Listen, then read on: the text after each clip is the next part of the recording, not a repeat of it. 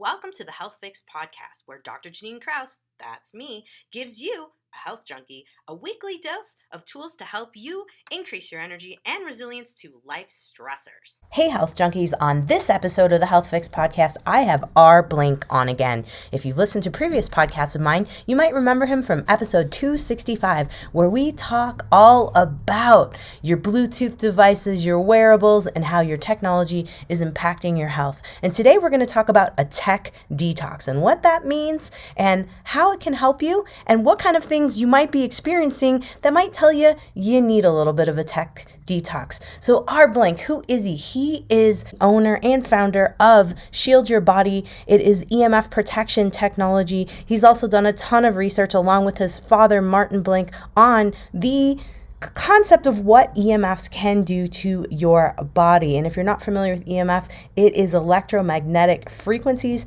and it's radiation and it does affect your body. And we're going to talk all about it. So let's get on with the podcast. Hello there, health junkies. Welcome to another episode of The Health Fix. I'm your host, Dr. Janine Krause, and I have R. Blank back on. Now, since he was on, I pretty much gathered up most of what he offers on his website. I have the laptop protection that goes on my lap so I can't get irradiated into my legs because I was feeling them getting pretty warm while I had my laptop on me. And then I got a sling bag and the pouch. I mean, I am all like ready to go. And so I started to think about this whole concept of tech detox. And a lot of people talk about it, but we haven't seen any research on it. And apparently there's not a lot of research on it. So I decided, you know what, I'm going to bring R back on and we're going to talk a little bit about different experiences folks have with tech detox, but we're also going to talk about tech addiction, depression, rage, and some tips that are out there from some really credible folks on what to do if you feel like you're getting out of control with your technology. And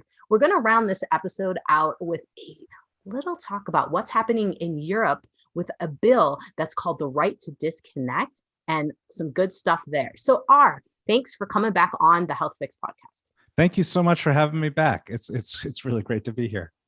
Yeah, I have been geeking out on all of your stuff and, we're all teched out, as I mentioned. And so now I'm going, okay, what's my next step to help me to lower my EMF exposure? And so I just told you that after this podcast, I'm going to spend 3 days, almost 4, in the woods here in Montana and just disconnect completely.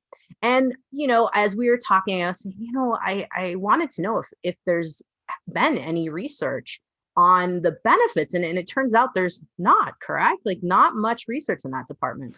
Yeah, so far there just isn't that much research. So there's some which I'm reviewing now for some of the work that I'm doing, but there's really not that much. And in a lot of ways, it's not too dissimilar from the situation with EMF, where with EMF there's all of this science showing that EMF exposure, even relatively small amounts, or what they call small, like from your phone or your laptop, that this has numerous negative health outcomes. But there's not that much research into showing the benefit of less exposure, right? So you're in this position where, the science says this exposure is harmful. It doesn't say less of this exposure is better for you, but intuitively, it makes a lot of sense. So there are some studies, for instance, in that the EMF shielding can reduce instances of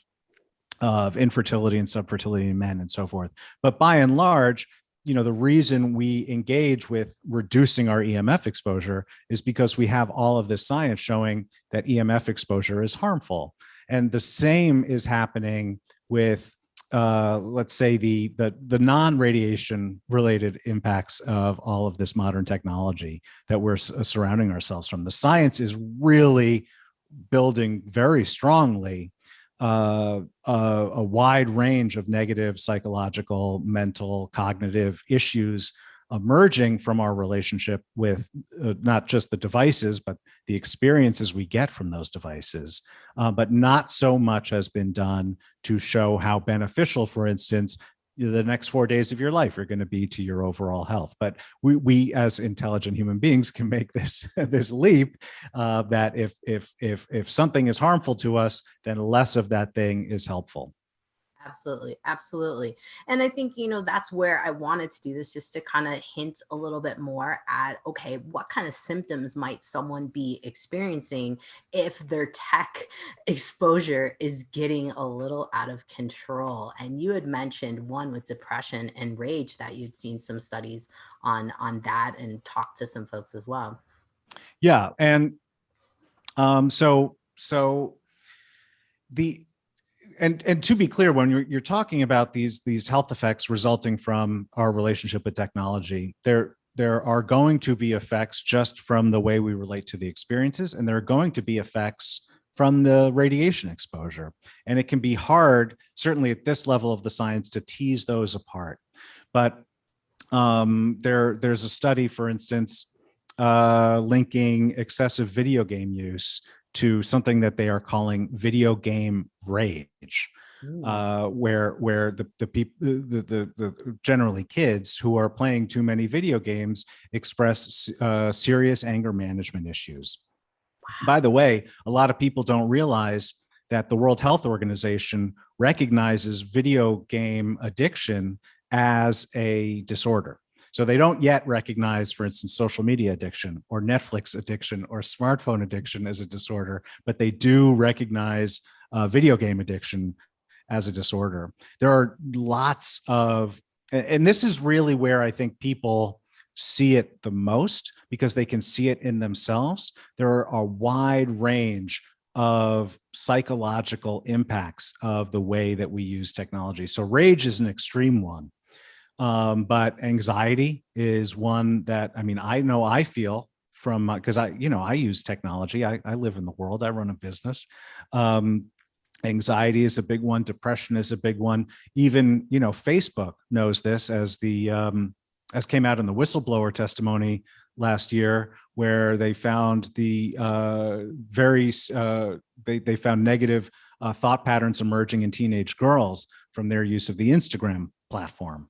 So you see a lot of issues around anxiety, depression, and then as you go, a little bit more extreme, issues of rage.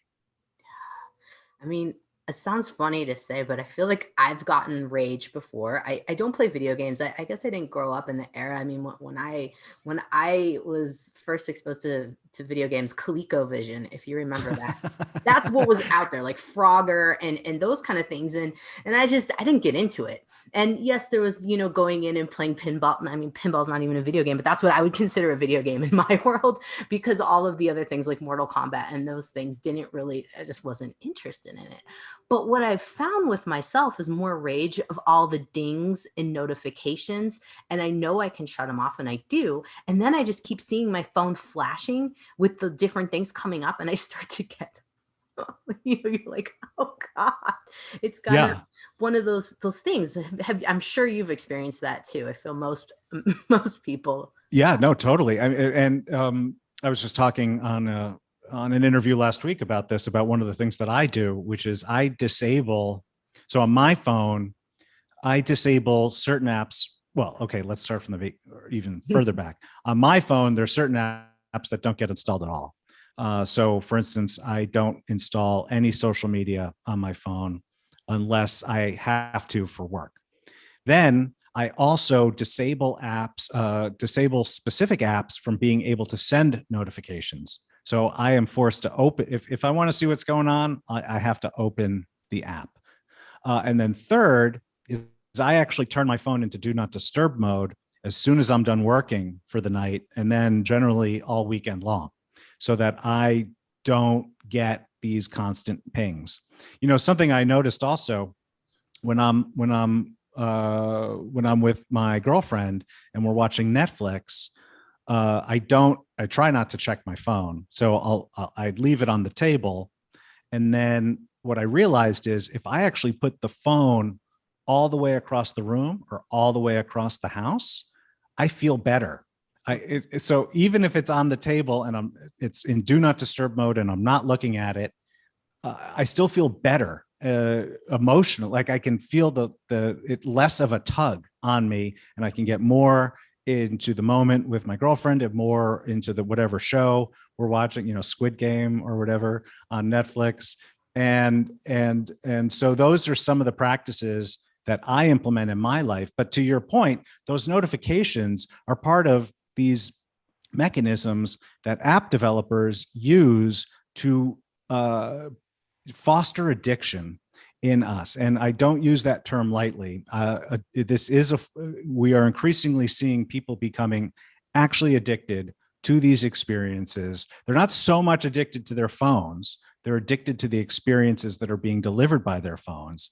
These apps are being designed by or with the input of psychologists to foster these addictive behaviors where you're constantly refreshing to see if there was that notification, or you're mindlessly scrolling on and on and on and on just to see, to get that little bit of dopamine that'll come your way once you see, oh, look what I see. And so, so I personally advocate, because you're going to a digital detox in the next few days, and I am a big fan of those.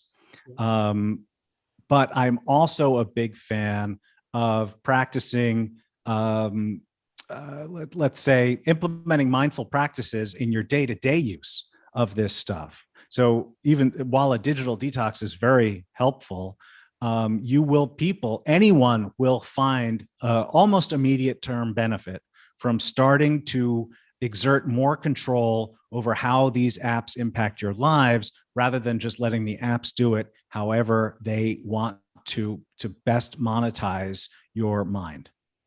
I like that because obviously I go on a digital detox when I'm coming back, right? I have to come back to the real world.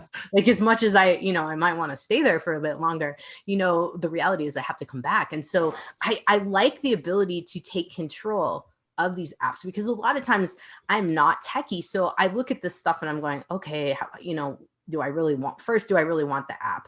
Because I'm like, and then it's okay, how can I keep this in control? And yes, the do not disturb one, I think, is absolutely huge for folks to be thinking about. And maybe if folks are wanting to download an app, how would they look at the app? I know they're all kind of different, but if we had like a broad spectrum of like, okay, we want to download an app, how do we make sure that app does not drive us nuts?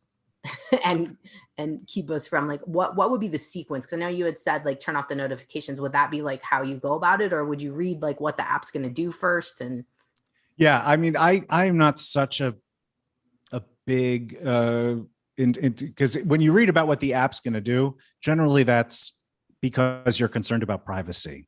Yeah. And I'm concerned about privacy, but that's not my main driver when interacting with these platforms, because the big platforms like Google and Facebook, they're going to figure out who I am and what I'm doing more or less anyway. Mm-hmm. So I definitely don't give unknown apps the ability to read my contacts, for instance, or look at my photo album. But in general, I'm not so worried about the privacy aspect. So the way I do it, and you'll have to forget, I'm about to confess to something that I know a lot of people think is shameful. I am no longer on iPhone. It's been a couple of years. So my for the past couple of years, I've been on Android. So I forget exactly how you do this on iPhone, but the same thing is possible. So when I install a new app, if it sends a notification to my screen, I can just slide the notification just a little bit, and I'll get a settings gear. And then I can decide which notifications that app is sending. And generally, if I turn them all off.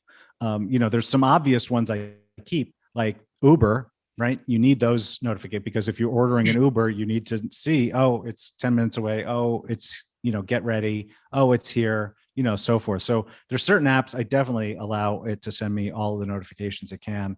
But, a great example, well, what I think is a great example is because almost everyone has this, right? Where their email icon will show them how many unread emails are in their inbox. Mm-hmm. That's one of the first, whenever I get a new phone, that's one of the first things I turn off, because I know at any moment in time, there are new emails for me in my inbox. I am not going to check them. And that is email for me. That type of notification on email is one of the big drivers of anxiety as it relates to my interaction with my cell phone. So I have to actually open up my email on my phone to see, who's emailed me and how many messages I have. I totally turn that off.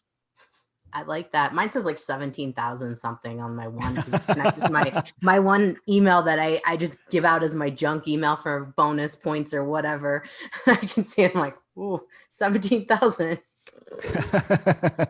But no, I mean, it makes sense. And there's no shame in having an Android. My gosh, it seems like more people who have Androids are chiller people. I've noticed that. No offense. I mean, I have an iPhone, and it is what it is, but I'm kind of looking at like, all of my friends that have Androids are more chill. There must be something to that.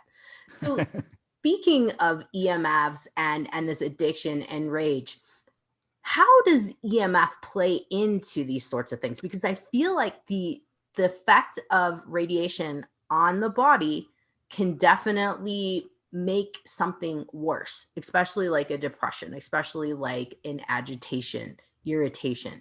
Now, Yeah.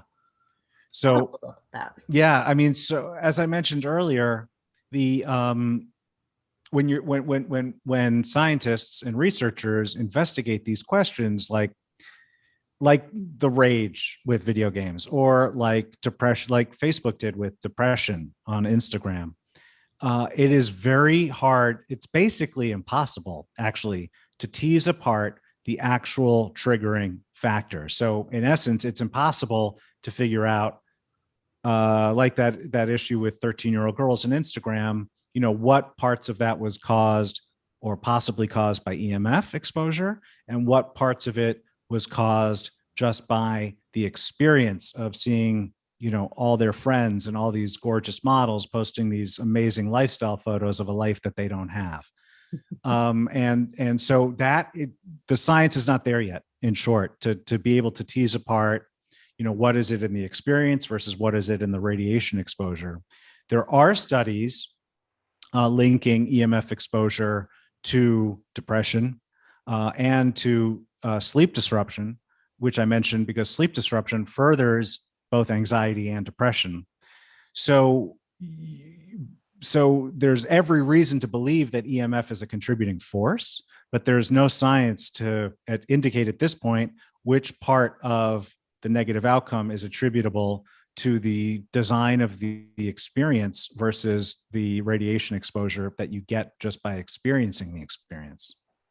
Well, I think, even though we don't have concrete data, I think it's just something that I think it's kind of multiple things at play for sure.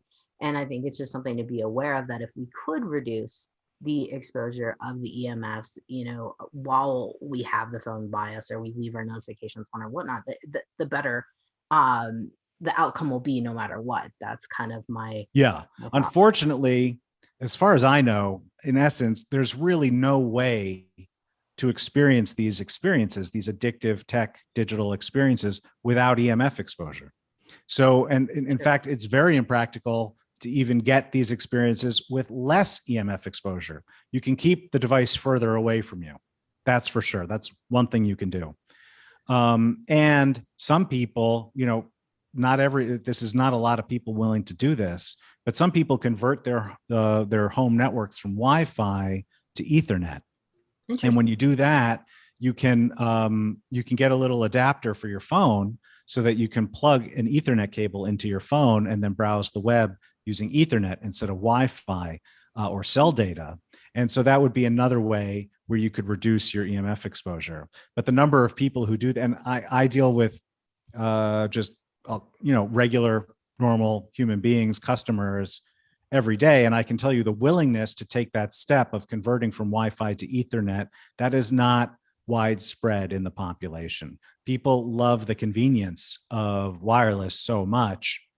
So they're not, so that's all by way of saying it's harder. It's very difficult to mitigate your, let me give you a more tangible example, right? And I think we covered this in the last time I was on your show, right? Carrying your phone in your pocket is something you should not do. That is something where you're getting a very large dose of this radiation for a very long period of time in a very sensitive part of your body.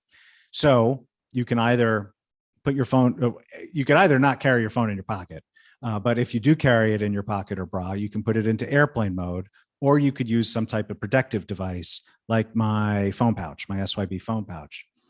I say that in contrast to actually using a phone, right? So there are safer ways to carry your phone, but when you're actually using your phone, you're still going to get these exposures. There's no way to avoid getting these exposures when you're actually using the device. So really the solution is to use less of the technology, not to give it up. I know, while I gave up social media, and anyone who asked me, I strongly recommend it. I mean, I felt the improvement within a week. I know a lot of people aren't going to do that. So instead, do it less. That start exerting control over the way in which you interact with these platforms and these experiences, and really focus on it should be creating value for you, whether that is, learning or entertainment or communicating with loved ones or friends, right? Figure out what is it in that platform and that experience that you enjoy and get value from, and use it for that. And when it starts to, when the amount and nature of your interaction with that platform starts to detract from that value, you're using it too much. When you start having less healthy thoughts and feelings after using that experience, you're using it too much or the wrong way. And so you need to exert this control over, you need to realize that you actually control your interaction with the tech. It may feel like the tech controls you, but you are actually still in control. And you need to focus on what it is you get that is valuable out of those interactions, and really hone in on those, and just not use it for the other stuff, and really kind of cut it off. That makes sense. I mean, I think that's a very wise thing to help us to kind of think about how we interact and how much time and making every experience count. Now, I have a weird question, because I have your phone pouch.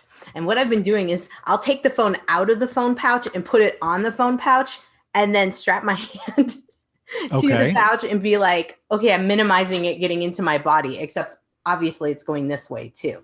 So yeah. I think that that's something to mention for some folks, because I also have your wristband that you sent. And so I had, like, at one point I was balancing my phone on the wrist before I had the because I was like, maybe it'll be a little less while I'm having, a conversation with someone, they're on speakerphone, I'm doing it this way and going, is it a little less? So my question to you is it a little less, or is it just I'm being ridiculous at this point? Yeah, for those types of questions, there's going to be a lot of variables, which makes it hard or challenging for me to answer just us talking instead of, looking at it and measuring it with a meter.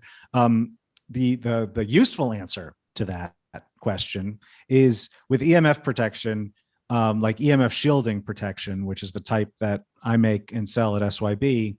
With any of those, it is very important to use it the way it's designed to be used. Because if you use it incorrectly, it may have no protective effect, or it may actually lead to greater exposure. So with all of these products, it's very important that they're used the way they are designed to be used. Because I know, again, dealing with lots of customers, I know people want to be able to, they're worried about the phone radiation. They want to buy something that just fixes it. Right. And unfortunately, that is not how this issue works. There is no quick fix. There is no silver bullet. There are tools like mine that can help, but there's no like, oh, just buy this sticker, put it on your phone, and all your problems go away. I know that you can buy a product that claims to do that, but those in reality, when looking at the science, that's just not how this issue works. And it's the same with the issues related to digital addiction and digital detox. I mean, it is not possible it's basically not possible for anyone anymore to just cut technology out of their lives. That is not possible. And so, as the EMF issues aside, when it comes to your valuable, precious mental real estate, right, you need to exert this type of discretion. You need to be thinking regularly about, why am I, you feel this compulsion to go grab your phone, which is, by the way, that's another thing that's been studied. People have this compulsion. This is, by the way, why sleeping with your phone, even when it is off, detracts from your sleep quality, because of just you have these mental compulsions, like, oh, it could go off at any time. Oh, let me go grab it. Let me see. You forget, you're not conscious of the fact that your phone is off. And so it's subconsciously kind of triggering you to go grab more of that dopamine. And Mm-hmm. and so it is important to, this is what I guess what I'm trying to say is, this requires a continual effort. This is not one of those things where you flip a switch and it changes and you're done. This requires a continual effort to constantly evaluate, why am I using this device right now? Or just set rules for yourself. If you're one of those people who reacts well to rules and structures rather than constantly having to think about something, set their apps now. Some of them are built into the devices themselves, where you can measure how much time you're using Facebook or Instagram or whatever it might be, and you can set rules to not use it longer than that. And so if you're just concerned about how much time you're spending on these things, but you don't want to engage in the additional effort of, like, oh, is this useful to me? Is this not useful to me? And you just want some clear rule, set the time limit for yourself. Say, I'm only going to allow myself 20 minutes a day of Facebook, and then use one of these apps to track and enforce that. So the point being that people really should realize the power that they have in this equation, and work to exert it. And again, the results that I've never heard of anybody who's engaged in any process like this, whether it's, let's say, at the higher end, like a full-on digital detox, or the lower end of just uninstalling Facebook from your phone. I've never heard anyone who's tried that who hasn't reported an improvement in a very short time frame. I would agree. I think that's the thing here is, like you mentioned, the control and having that control. Now, when we first started chatting today, before we hit record, you were talking about a fellow that you interviewed on your podcast. By the way, guys, the Healthier Tech podcast is ours podcast. You have to check it out. It's great info. But that being said, he interviewed someone that puts his phone in a safe and locks it away. And I'm like, this is genius, because like you said, that compulsion.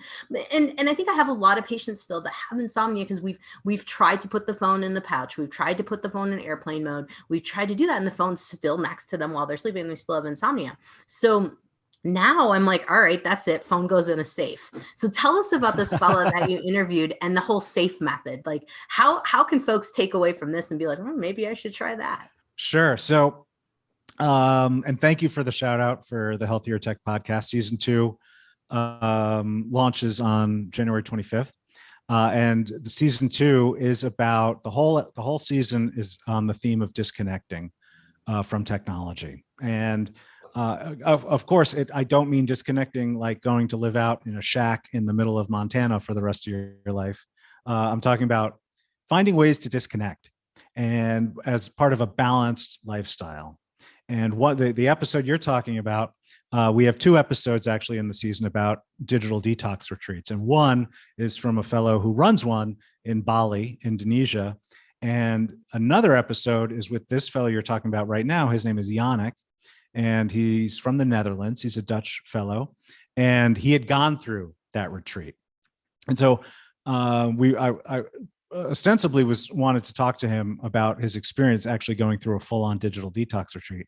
But when we started talking, I got a sense of his, let's say, his ongoing, his day-to-day digital hygiene practices. And one that stood out, like you mentioned, was he went out and bought a time lock safe. And what he does is every so often, it's really not, in his case, it's not on a schedule. It's whenever he feels he needs it.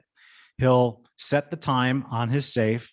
He said generally it's between 4 hours and 24 hours. And then he'll put his phone in the safe and lock it. And I specifically asked him, I said, what if you change your mind? What if you really want your phone in? He's like, no, I got the kind where you can't change your mind. Wow. Wow. So his phone is inaccessible for that entire time. And then he'll just do, he doesn't like sit down and meditate for that time. He just lives his life. He'll go out for a walk. He'll do the dishes. He just does normal things just without his phone being accessible. And I should note, this guy is an e-commerce entrepreneur, meaning he runs a business online. So it's not like he's a poet or an artist, who like doesn't need his tech. This guy's entire business is tech, but he also sculpts out these times to intentionally make his phone completely inaccessible. And like, I think as this example shows, like many people with this guy, Yannick, his phone is the core issue. So while we're surrounded by all of this tech, your TV, maybe your smart speaker, maybe you have a tablet. Obviously, most people will have a laptop or a desktop. There's all of this tech in our lives. But with a lot of people, I think you'll find it's like with Yannick, where the phone is the key driver of a lot of these issues. And so he decided to just put it away and make it inaccessible. Now that is extreme. I endorse it, but it is extreme. And so I'll tie it back to that example I gave you at the start of this episode, where, when I'm watching Netflix with my girlfriend, I found that it was way better to just put my phone on the entire other side of the room or other side of the house. I felt more present, and I felt more connected to the experience that I'm, even though we're watching Netflix, right?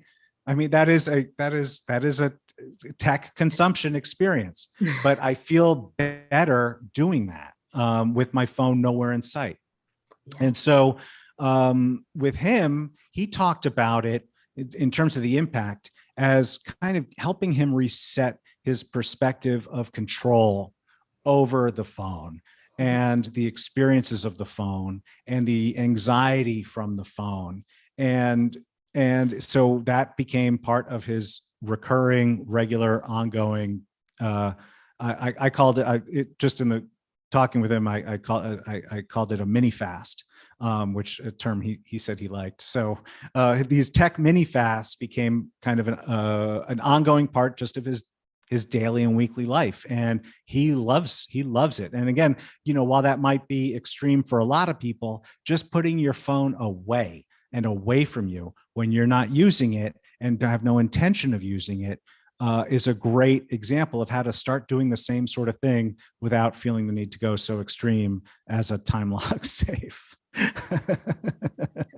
I'm all in on the time lock safe, because I think, it can be useful for certain instances, especially what I've got going on with my compulsion to have to keep checking, and I feel it, I know it's there. And, you had mentioned that you also talked with someone from the European Parliament and have an interview with this individual, because this is interesting to me, because I think most of the complaints I get from a lot of my patients is that their employer contacts them, their boss contacts them at any hour of the day. They're getting emails that they have to do this right away, and it could be, Sunday morning at 9 a.m. And, looking at that, I'm like, oh my gosh, it's such an invasion of your life. And so you've got this fellow that's working on a law called the right to disconnect. Tell me a little bit more, and tell everybody a little bit more about this. Sure. So the fellow's name is Alex Alex Adjus Saliba. He's a member of parliament of the EU Parliament. He's from Malta. And just to step back a second, this right to disconnect, which I've learned a lot of Americans find shocking, exists in multiple countries already in different forms. So there is a right to disconnect in France. There is a right to disconnect in Ireland. Recently passed, just last year, there was a right to disconnect in Portugal. What Alex is doing, and I feel awkward calling him Alex. It's MEP Saliba, but he told me to call him Alex. So, and it's easier. So what Alex is doing is he is leading the effort to have this right to disconnect implemented and passed at the level of the European Union. So every member of the European Union would be protected by this law. What this law does is it prevents your employer from contacting you after work and over the weekend. And it sounds, I don't know, as an American, it sounds a little crazy. It sounds also a little cool. Like there could be this law that blocks your boss from sending you a text or an email. But it is, I find, so Alex, because part of what we talked about, what we got into, is that he views this as a human right. This isn't like a nice to have. This isn't like, oh, wouldn't it be a nicer word? This is a human right. And the human right is that your time should be your time. And now he doesn't come at it from the perspective of EMF, of course, but he does come at it from the perspective of issues of stress and anxiety that are related to not having any of these downtimes, right? Because in the past couple of decades, we've lost the notion of downtime from our jobs. Many people no longer have, you'll have downtime insofar as you could be at home and having dinner with your significant other or watching, like I say, Netflix, but you don't have full downtime because you could get an email at any moment that you have to respond to. You could get a text at any moment that you have to respond to. You could say, hey, I'm not going to deal with that until the morning, but who knows, your employer might be one of those that penalizes you by promoting others before you, or maybe putting your job at risk, depending on the country and what protections that you have. So he views it as a human right that when you are off of work, you are off of work, and your downtime should be your downtime. And just because technology allows an employer to contact you at any moment doesn't mean that that should be legally allowed. And by the way, I mentioned that you see this already passed in various forms in countries like France and Portugal and Ireland. There's also certain companies. So Volkswagen in Germany, for instance, implemented policies that actually prevent employees from sending emails when work is over. So you literally can't. The email server is down. You cannot send emails when work is over. And again, I, as an American, as someone who deals with a lot of Americans, this is kind of mind-blowing stuff. Most Americans will not even know the term right to disconnect. And in fact, when I asked Alex what kind of pickup that he's had in the United States, he said no one has contacted him. I think that's part of why he agreed to do my podcast, is he's hoping there'll be at least one American who's like, that sounds great, I want to do that where I live, and contacts him. Because this, and it's not just in Europe, I forget the list of countries now. There are other countries around the world where this has happened, but if this, and he's very optimistic that this will pass within a couple of years. Wow. You're going to have a huge percentage of the world's population protected by the right to disconnect, and protected by a right that they consider to be a human right. Yeah, that's pretty neat. That's pretty neat in a way. I mean, here's what I'd say. I mean, I definitely see a lot of my patients that are in the tech industry, since I am in the Tacoma, Seattle area for where I see patients, and we've got some big tech players. And what I see is a lot of folks, what's driving them nuts is they said, I'm on call and it's my job. My job is on the line if I don't respond, and if I don't produce whatever is requested at that moment, or if it is requested, it's not meant that I need to do it right now. It's like hidden between the lines that you better do this right now. So then the mind goes, and now we have insomnia and different, health aspects. And so this is a thing that I think, it is an impact on our total health and stress levels, and could be very interesting, to have something of that nature. Yeah. So that example, it's great. By the way, even if you don't need to do it right then, even if it's not implied that you need to do it right then, as soon as you get that email, you're thinking about it. And all of a sudden your time isn't your time anymore. And it's a stressful work deliverable that you said can contribute to insomnia, can contribute to anxiety. It can decrease the quality of time that you are experiencing, that you have with your loved ones, because over the weekend or whatever, it's still in the back of your head. So if your patient lived in France right now, he'd be protected from that. And if he lived anywhere in Europe, hopefully within a couple of years, he'd be protected from that. And that's exactly the kind of thing that this right to disconnect is designed to help protect. Absolutely. Absolutely. No, it makes perfect sense. And I'm thinking, oh, it's gonna be, I wonder how that works for doctors. We have to be on top to a certain extent, but it's one of those things that's on me to come up with how I'm going to balance that. Now, Yeah. you had mentioned at the beginning, and I want to leave folks with a Zen kind of thought process. Now, the Astana Istana. in Bali. Let's talk a little bit about where it's a complete tech detox if you can get to Bali and relax. Yeah. So I had on, he goes by AJ because his name is so complex to pronounce, but it's Aurimas Yotka. He goes by AJ, and he helps run this retreat in Bali, Indonesia, called Istana. And it's not just a digital detox, it is a full-on wellness retreat, but in a absolutely mind-blowingly gorgeous setting. If any of your listeners go Google it, you'll see the photos. But it's in Bali, Indonesia, and I had him on the Healthier Tech podcast as part of this second season on disconnecting to talk about digital detox, the role that it plays in the retreat, and the healthful effects that it can play with people. Interestingly, I wasn't expecting this. AJ included EMF exposure as part of the reasons why digital detox is so important, because a lot of people, even health and wellness people, still don't really have that level of awareness around EMF. But he included EMF exposure as part of the reasons that it's included there. And by the way, this Yannick fellow that we just talked about, that Dutch gentleman with the time lock safe, he had gone through the Istana detox.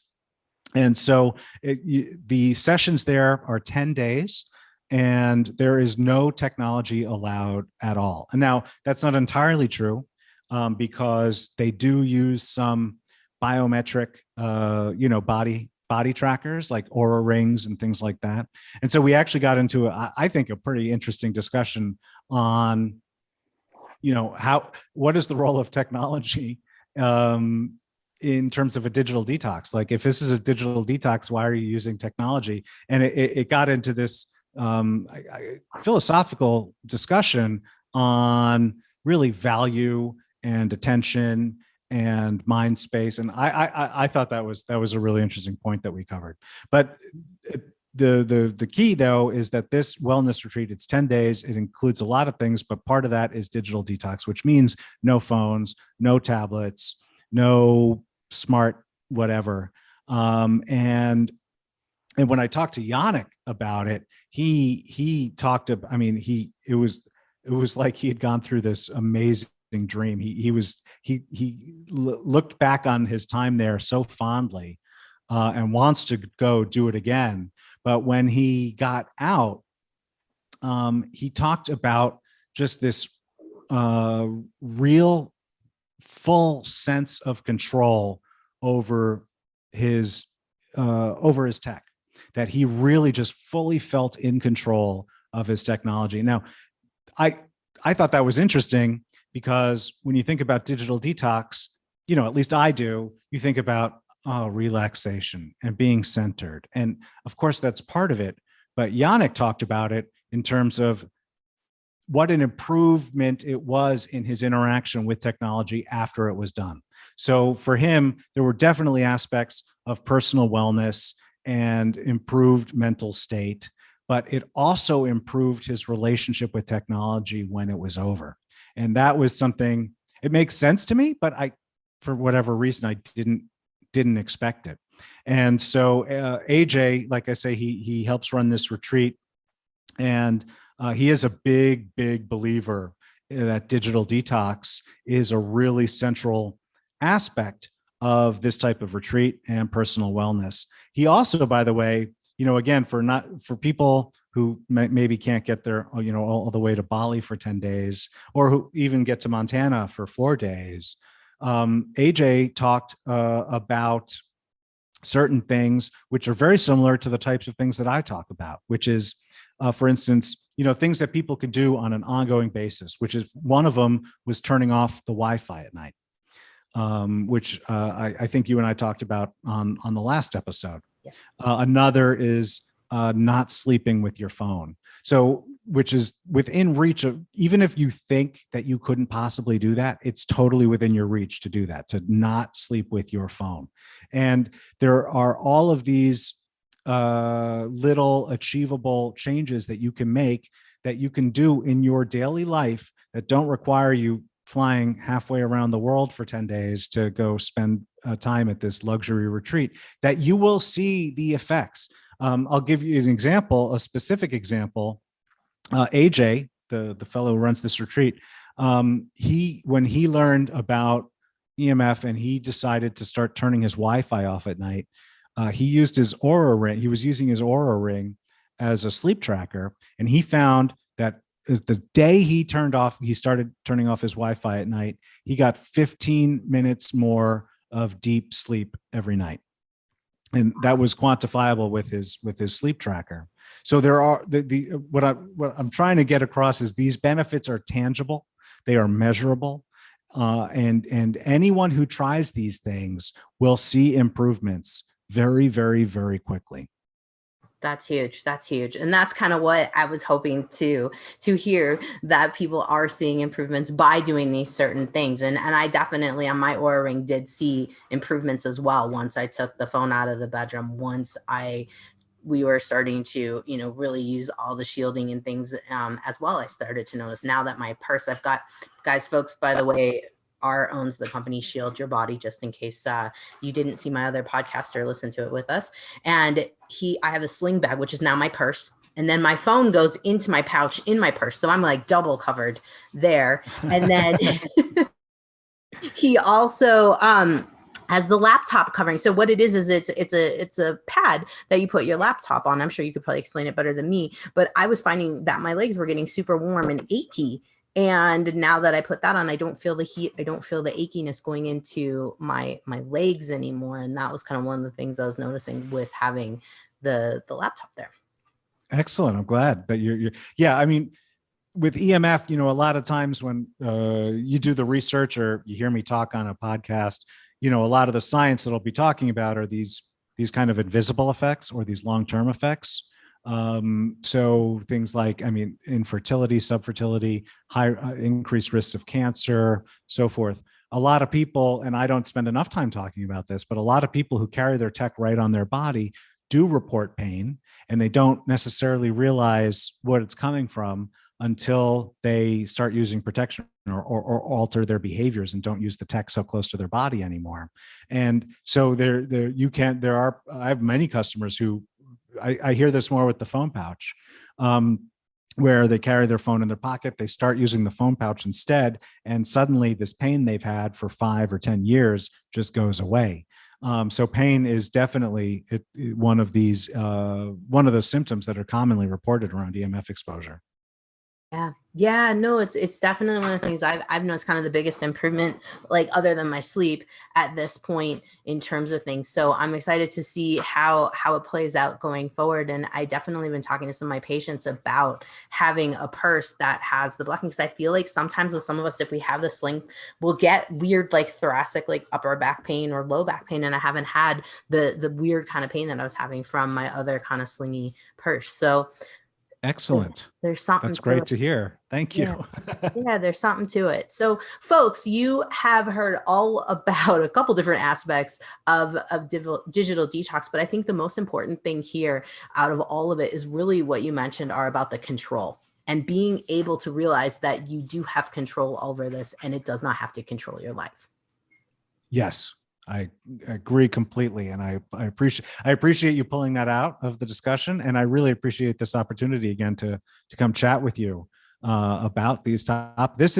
This to me is super important. To me, in a lot of ways, this is more important than the EMF issue, because the EMF issue is a part of this, but this goes way beyond it, because this is how people are acting every single day, their behavior, their mood, the actions they take. It is all being influenced by our relationship with technology in ways that I think people are finally not just people are finally, society is finally starting to come to terms with the notion that technology is not always great, right? Because there used to be back, when you and I were growing up, there, a new piece of tech came out and it was really cool. And it was really cool. And it did make things better. And then we went through decades where every new piece of technology really started increasing human productivity and business productivity. But our digital lifestyles are now so saturated that really for the first time in the past year, really, in my view, but maybe it's a little longer, people are starting to realize that not every new tech innovation comes without any harm, that tech can bring harm. Not every tech innovation is necessarily useful, or we should just do it because it's a new form of tech. That people have started to realize that the way in which we as individuals and we as a society are interacting with technology does have harmful side effects. And we need to then remember that we are in control of a large part of that.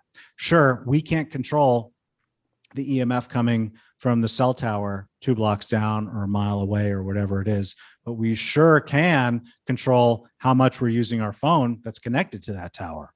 And that will have a lot of impact on our mental state. It will also have a lot of impact on the amount of EMF radiation we're exposed to.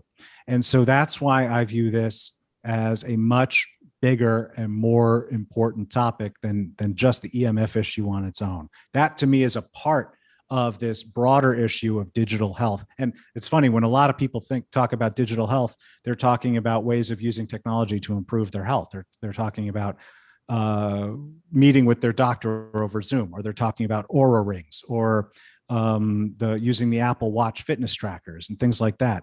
And when I use the term digital health, I'm talking about a healthier relationship with technology, not using technology to be healthier. And that is something that I think the time is right for people that are large. A growing number of people are really open to that message, and they are willing to take the steps, because it's not about giving up technology. It's about getting more value out of the technology that you use. And again, I really appreciate this opportunity to come chat with you about this, because I am very, very passionate about this topic. That's why season 2 is all about of the Healthier Tech podcast is all about disconnecting. It's awesome. That's awesome, folks. You got to go check out ours podcast, because it really is super informative, and we're talking about disconnecting. So here you go. Now you can see how to have a healthier relationship with your tech and to work on forming some boundaries with your tech. R, thank you so much for coming on. I really appreciate it. And I have a feeling we'll have you back again as we come up with some more topics here to help folks out. Excellent. Thank you so much. I really appreciate it. Hey Health Junkies, did you know that I have a Facebook group? Yep, we talk all about topics that we are going over on the podcast, but also all kinds of health tips and things of that nature too. So head to Facebook and look for Find Your Health Fix. It is my Facebook group that goes with the Health Fix podcast. Once again, Find Your Health Fix. I look forward to seeing you over at the Facebook group, Find Your Health Fix.